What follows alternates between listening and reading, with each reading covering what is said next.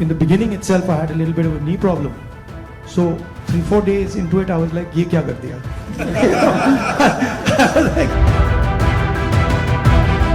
नफरत के बाजार में मोहब्बत की दुकान खोल रहे हो, right? Now you're clapping, but a very unprecedented event happened in terms of the yatra.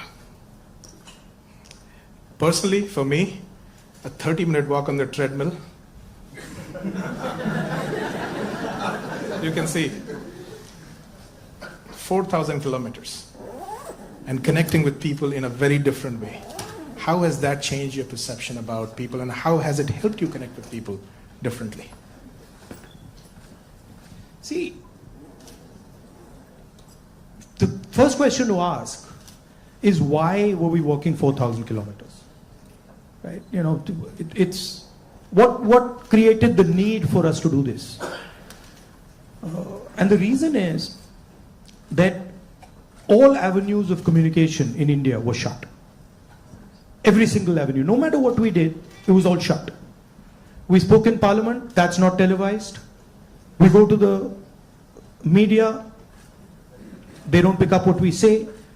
We even go with documents to the legal system, nothing happens. So, all our avenues were shut. And for a long time, we literally couldn't understand how to communicate. And then suddenly we hit upon the idea कि भाई अगर media आपको लोगों के पास नहीं ले जा रहा, इंस्टीट्यूशनल सिस्टम आपको लोगों के पास नहीं ले जा रहा, तो फिर डायरेक्टली चले जाओ. And then what better way to go directly than to literally go walking across the country? And so that's what we did. And I must tell you, in the begining itself, I had a little bit of a knee problem. So 3-4 days into it, I was like, "Ye kya kar diya?" I was like, you know, because you get up in the morning, I go running. And so you get up in the morning and you say, "Okay, I'm going to go run 10 kilometers. And you're like, "Theek hai."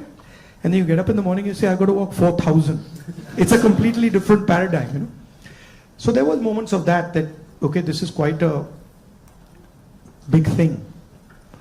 But it went surprisingly easy. It was not difficult at all. And it fundamentally changed the way I think about my work. I would say that it completely changed how I view politics, how I view our people, how I communicate with our people, how I listen to people, and not just me. There were many people involved in the yatra, and all of us. And to me, the most powerful thing that happened organically on its own, we didn't actually do it, it just happened, was that we introduced, certainly for the first time in India, possibly for the first time in many, many countries, the idea of love in politics.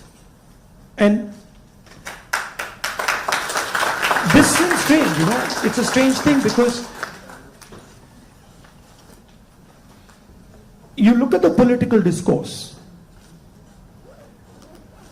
in most countries, and you will never find the word love in that discourse. It just doesn't exist anywhere. You'll find hatred, you'll find anger, you'll find unfairness, you'll find corruption, you'll find all these words. But you will never find the word love in the language. And the Bharat Jodo Yatra actually introduced that idea into the Indian political system. And it has amazed me how that idea has worked. So now when you reflect on the yatra, you think about, you know, some of the key moments that happened. Is there any like an aha moment that you want to share with us that you never expected it to happen, but it happened in a positive way? I'll tell you what I realized. And many of you I mean, many of you people who are in business school and other public facing spaces, I realized that actually when I was in the yatra was speaking on its own.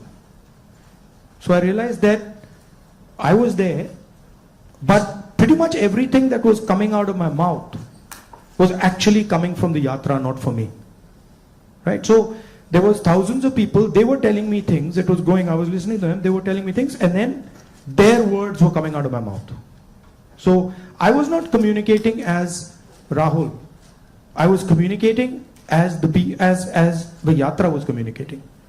And it took me a little while to figure this out, because first I was like, oh, I'm giving a speech. And I have this idea. And I'm going to say this. But then suddenly it started to occur to me that every single thing coming out of my mouth is actually things people have said to me. And the most beautiful example of this was this slogan that came, which is "Nafrat ke bazaar mein mohabbat ki dukaan khol rahe ho," right? Now you're clapping, but the slogan did not come. It was not my slogan, right? It was not even a slogan of the organizers. It was a guy who came. I saw him, and he was walking with us, and there was a rope which used to surround us, and he was trying to come in, and he couldn't come in. The police would beat him. So I saw him once there, then I saw him somewhere else. And then I told Alankar, who's standing there, I said, "Dekho, usko le aao." So anyway, Alankar went looking for him, he had disappeared. Then after some time he came out, he charged through the police, and then he pointed at me like that.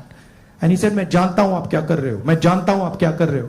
So I said, "क्या कर रहा हूँ?" He said, "आप नफरत के बाजार में मोहब्बत की दुकान खोल रहे हो." Right? So then I realized that this is not me. This is the sentiment of the crowd that is speaking. And so that would happen again and again. It would happen sometime. Once it happened when a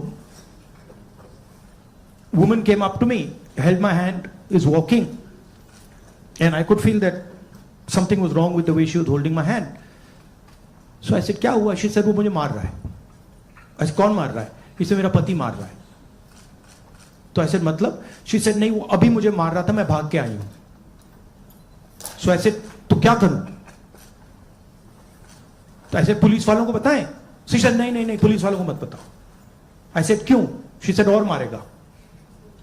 Now, that's a sentiment of thousands and thousands. I realize that's a sentiment of thousands and thousands of women. That they're being mistreated, they're being treated violently, but they can't say anything. It's hidden. Right? So now when I'm speaking to you right now, I'm saying these things to you, it's not me. It's that girl who's saying it to you. I just transmitted it. So that's the job, in my view, of a politician. Is to listen to sentiment, to understand sentiment deeply, and then to give it to other people. Right? Like I can see the faces here of the women versus the men. And when I'm saying that, I can see the faces of the women are different. They're reacting completely differently to what I said because they're understanding that. They're like, "Oh yeah, I've been through that before." Right? So that's the idea. The idea is not that Rahul Gandhi has some fantastic vision for the country and now he's going to project the vision to the country. The idea is, what is the country saying? What is the country feeling? Right? So हमारे